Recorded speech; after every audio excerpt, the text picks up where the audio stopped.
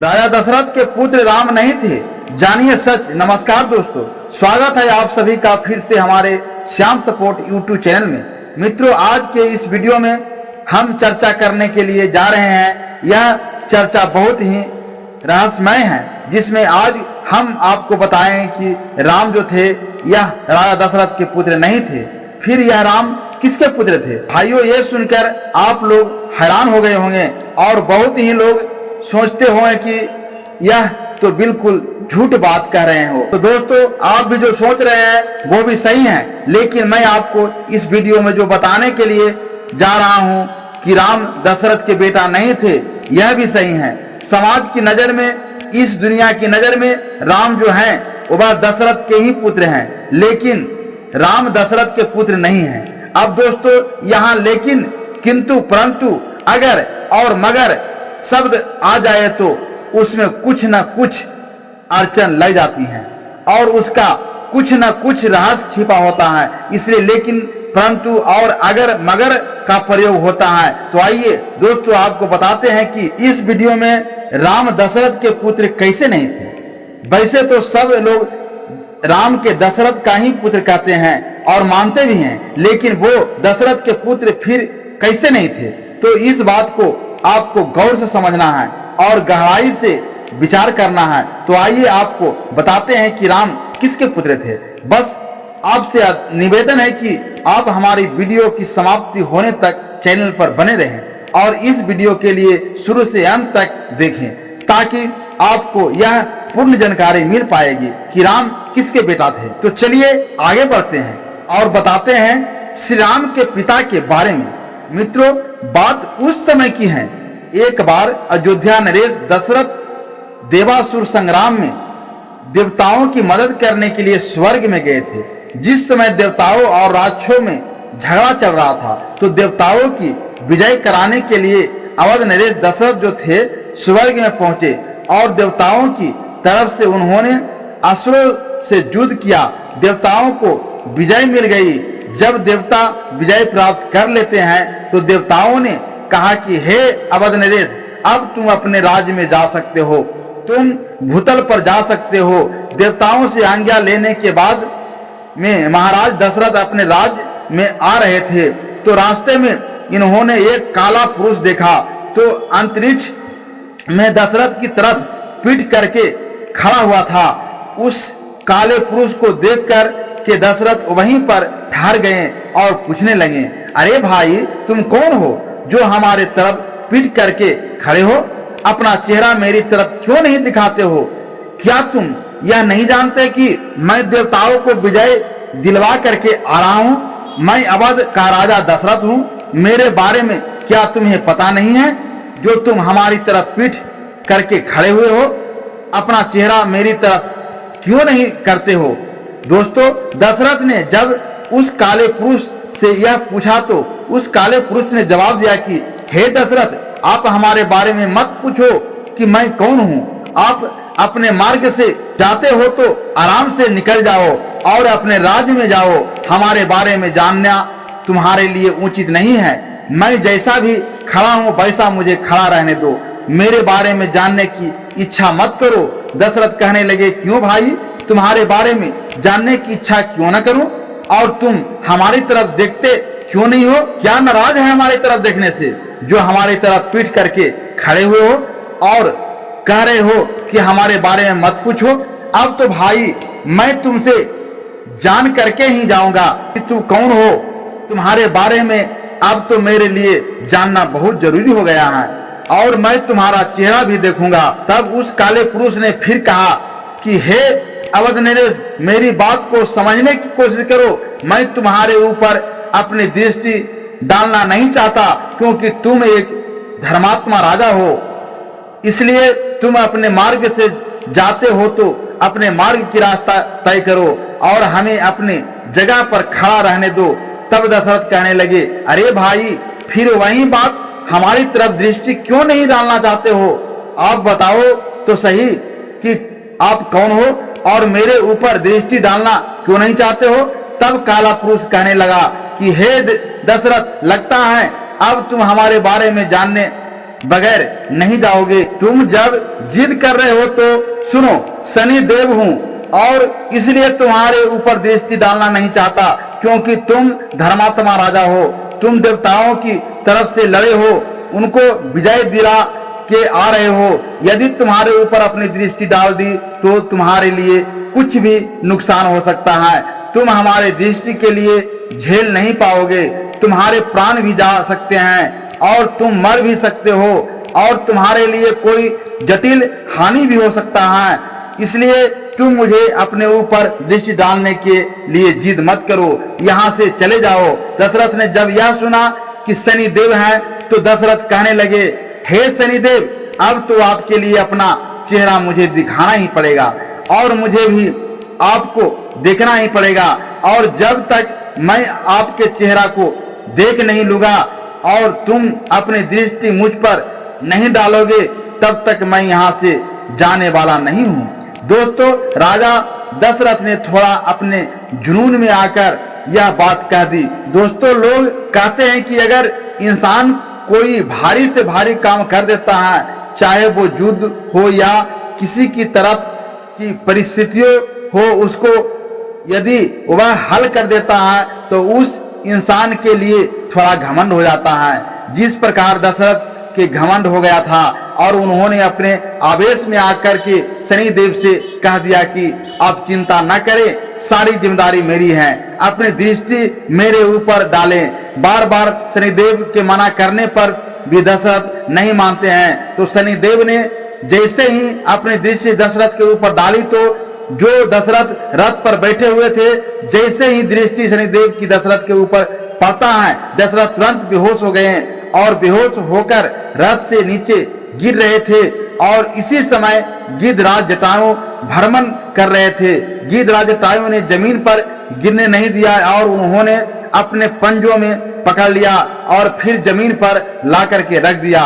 उस समय दशरथ बेहोश थे। जटायु ने जब देखा तो दशरथ को पहचान लिया। थोड़ी देर के बाद में दशरथ जब उठते हैं तो उन्होंने अपने क्षमस जटायु को पाया। जटायु को देख करके दशरथ कहने लगे कि हे जटायु, मैं तुमसे बहुत प्रसन्न हूँ। तुमने हमारे प्राणों की रक्षा की है, तुमने हमारे प्राण बचाए हैं, इसलिए मैं तुमसे बहुत प्रसन्न हूँ। आप हमसे कुछ मांग लो, जो तुम मांगोगे मैं वही देने की कोशिश करूंगा, क्योंकि तुम हमारे प्राणों के रक्षक हो। तो दोस्तों, दशरथ के ऐसा कहने पर तब जटायु जो थे वो कहने लगे कि हे दशरथ, यदि तुम प्रसन्न होकर के हमें कुछ देना चाहते हो तो मैं मांग सकता हूँ। दशरथ ने कहा कि जटायु, आप निसंकोच होकर के मांगो, मैं बहुत आपसे प्रसन्न हूँ क्योंकि आपने हमारे प्राणों को बचाया है। तब जटायु कहने लगे कि हे दशरथ, हम तो आपको तरफ से राजपाट, धन दौलत कुछ नहीं चाहिए। तब दशरथ ने कहा, फिर क्या चाहिए, मांगिए। तब जटायु कहते हैं, तुम्हारे जो भी संतानें हो, उस संतानों में से जो बड़ा पुत्र हो तुम हमें दे देना। दशरथ ने वचन दिया और कहा कि जटायु जी, मैं तुम्हें वचन देता हूँ, पहले तो हमारे कोई संतान नहीं है और यदि भविष्य में अगर कोई संतान हमारे होती है तो वचन के मुताबिक जो हमारा बड़ा पुत्र होगा वो मैं तुम्हारे लिए दे दूंगा। वो तुम्हारी अमानत होगी, वो तुम्हारी धरोहर होगी और वो तुम्हारा पुत्र होगा, वो मेरा पुत्र नहीं होगा। तो दोस्तों, जटायु के ऐसा वचन दे करके दशरथ अपने राज में चले आते हैं। फिर दोस्तों, कालांतर में दशरथ के यहाँ राम का जन्म हुआ। जब राम का जन्म हुआ तो अवध नरेश दशरथ ने जटायु को बुलवाया और जटायु से कहा कि लीजिए जटायु महाराज, यह तुम्हारा पुत्र है, मैं वचन के मुताबिक तुम्हारा पुत्र मैं तुम्हें सौंप रहा हूँ, यह हमारा बड़ा पुत्र है। जटायु ने कहा कि हे अवध नरेश, अभी मैं अपने पुत्र को नहीं ले जा सकता हूँ, वक्त आने पर मैं अपने पुत्र को ले जाऊंगा, अभी तुम इनका पालन पोषण करिए। दशरथ ने कहा ठीक है। उसके बाद में दोस्तों, जटायु वहां से चले जाते हैं और दशरथ श्री राम का पालन पोषण करने लगते हैं। तो दोस्तों, इस तरह से राम जो थे ये दशरथ के बेटा नहीं थे, ये जटायु के पुत्र थे। राम जो थे दशरथ के यहाँ जटायु की अमानत थे, उनकी धरोहर थे, उनके लिए दशरथ बड़ा संभाल करके रखते थे। वो जानते थे कि यह हमारे बड़े पुत्र राम जो हैं ये जटायु के पुत्र हैं। वचन के मुताबिक जो वचन दे चुके थे। दोस्तों आपको यह शंका हो रही होगी कि ऐसा कैसे हो सकता है, तो आइए, वैसे तो प्रमाण अनेकों हैं, लेकिन मैं आपके लिए ज्यादा नहीं एक दो प्रमाण देता हूं। जब विश्वामित्र के लिए एक पता चला कि राम का अवतार हुआ है, तो विश्वामित्र जो थे वह दशरथ के यहाँ राम को लेने के लिए गए थे। विश्वामित्र ने जाकर के दशरथ से कहा कि हे अवध नरेश, हम तुम्हारे बड़े बेटा राम को लेने के लिए आए हैं, क्योंकि इनकी हमें बहुत जरूरत है। जब राम के विश्वामित्र ने मांगे थे तो दशरथ राम को देने में इनकार करने लगे। उस समय दशरथ के यहाँ राम नहीं और भी 3 पुत्र थे, लेकिन जब विश्वामित्र ने राम को ही मांगा तो दशरथ राम को देने से मना करने लगे। उन्होंने क्यों मना किया, तो यहाँ पर तुलसीदास ने अपनी चौपाई में कहा है, चौथे पन पायो सुतचारी, बीर पर वचन नहीं कहे बिचारी। यानी तुलसीदास जी अपने चौपाई में कह रहे हैं कि विश्वामित्र ने जब राम को मांगा था तब दशरथ ने विश्वामित्र से कहा कि मैंने चौथे पन में यह 4 सुत पाए हैं, लेकिन हे ब्राह्मण देव, आपने जो यह वचन कहा है वह विचार करके नहीं कहा है कि जो आप राम को मांग रहे हैं, वैसे तो हमारे लिए यह 4 पुत्र जो हैं वो प्राण के प्यारे हैं। अगली चौपाई में तुलसीदास जी दोस्तों कहते हैं, सब सुत मोही प्राण किनाई, राम देत नहीं बने गुसाई। ऐसे तो हमारे लिए यह सब पुत्र एक ही बराबर हैं, प्राणों से भी प्यारे हैं, लेकिन राम देत नहीं बने गुसाई। राम को देते हुए वे विश्वामित्र मुझे नहीं बनता है, मैं राम के लिए आपको कैसे दे दूं? आप चाहे और कुछ भी मांग लो, अयोध्या का राज मांगना है तो मांग लो, लेकिन मैं राम को कैसे दे सकता हूं? वैसे तो हमारे लिए 4 पुत्र प्राणों से प्यारे हैं, लेकिन राम को देते हुए विश्वामित्र मुझे नहीं बनता, इसलिए मुझे क्षमा करे। अब दोस्तों तुलसीदास की चौपाई कह रही है, जिसका अर्थ है दशरथ यह क्यों कह रहे थे? दशरथ इसलिए ही कह रहे थे कि राम को देते हुए तुम्हें नहीं बनता, क्योंकि राम जो है यह हमारा पुत्र नहीं है, यह किसी दूसरे की अमानत है, किसी दूसरे की धरोहर है जो मेरे पास सुरक्षित है। जो दशरथ विश्वामित्र को देने में राम को इनकार कर रहे थे, और बात भी सच है। दोस्तों अगर कोई भी आपका मित्र या कोई भी चाहता कोई अपनी कीमती वस्तु आपके यहाँ अमानत के रूप में रख जाए, और कोई भी आपका मित्र या साथी दूसरा उस वस्तु को मांगने के लिए आए, तो आप उससे हाथ जोड़कर के यही कहेंगे कि जो वस्तु आप मांग रहे हो यह वस्तु हमारी नहीं है, यह वस्तु किसी दूसरे की अमानत है, किसी दूसरे की धरोहर है जो हमारे पास रखी हुई है। हाँ, यदि अगर यह मेरी होती तो मैं बिना किसी के रोके टोके ही आपको दे देता, मैं आपको यह दूसरे की धरोहर नहीं दे सकता। जिस तरह से दशरथ ने विश्वामित्र से कहा था कि हे ब्राह्मण देव, आपने जो राम को मांगा है यह विचार करके नहीं मांगा, इसलिए राम को देते हुए विश्वामित्र आपको नहीं बनता है। अब आइए दोस्तों दूसरे तरीके से जानते हैं कि राम दशरथ के पुत्र नहीं जटायु के बेटा थे। वो कैसे? तो बताया है कि जब राम को वनवास हो गया था, जब राम वन में चले गए, यानी सीता भी साथ में गई, लक्ष्मण भी गए, तीनों लोग वन में चले जाते हैं। इधर शत्रुघ्न और भरत जो थे घर पर थे। राम के वन में चले जाने के बाद में एक दिन दशरथ का देहांत हो गया, यानी दशरथ के प्राण निकल गया, तो उनका दाह संस्कार भरत ने किया था। अब दोस्तों जरा यहाँ पर समझने वाली बात है, गहराई से सोचने वाली बात है कि हमारे हिंदू धर्म में अगर पिता का देहांत हो जाता है तो उसका दाह संस्कार करने का अधिकार बड़े पुत्र के लिए होता है या सबसे छोटे पुत्र के लिए होता है।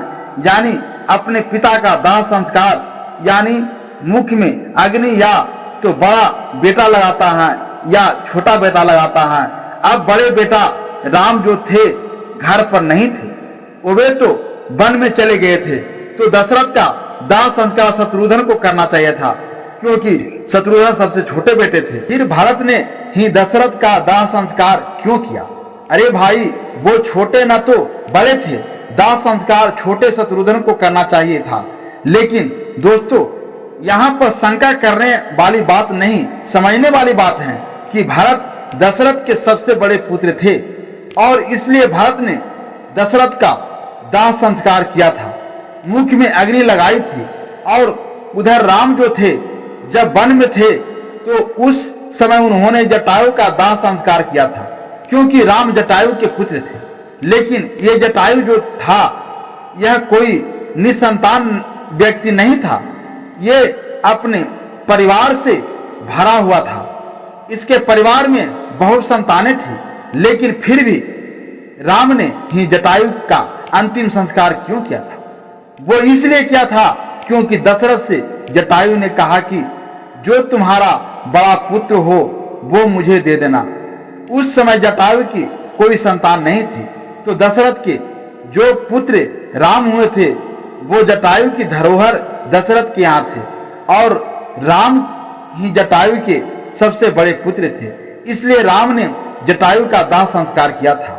वैसे तो दशरथ के ही पुत्र राम कहे गए हैं, लेकिन यहाँ पर जो तुलसीदास ने अपनी चौपाई में दर्शाया है और जो प्रमाण दिया है मित्रों, उस चौपाई के गुण रहस्य के मुताबिक राम जटायु का पुत्र ही बताया गया है। राम जो थे वो जटायु के पुत्र थे, दशरथ के पुत्र नहीं थे, क्योंकि राम जो थे वो दशरथ के यहाँ जटायु की अमानत या धरोहर थे। अर्थात उधर दशरथ के बड़े पुत्र भरत हुए हैं, उन्होंने अपने पिता दशरथ का दाह संस्कार किया, और इधर राम जटायु के बड़े पुत्र हुए, जो राम ने अपने पिता जटायु का अंतिम संस्कार किया। तो दोस्तों, उम्मीद करता हूं यह जानकारी आपको पसंद आई होगी और समझ में आ गई होगी। अगर वीडियो अच्छी लगी है तो कमेंट बॉक्स में जय श्री राम अवश्य लिखना। इतना समय देने के लिए आप सभी को बहुत बहुत धन्यवाद। आप मिलते हैं अगले वीडियो में नई जानकारी के साथ। धन्यवाद।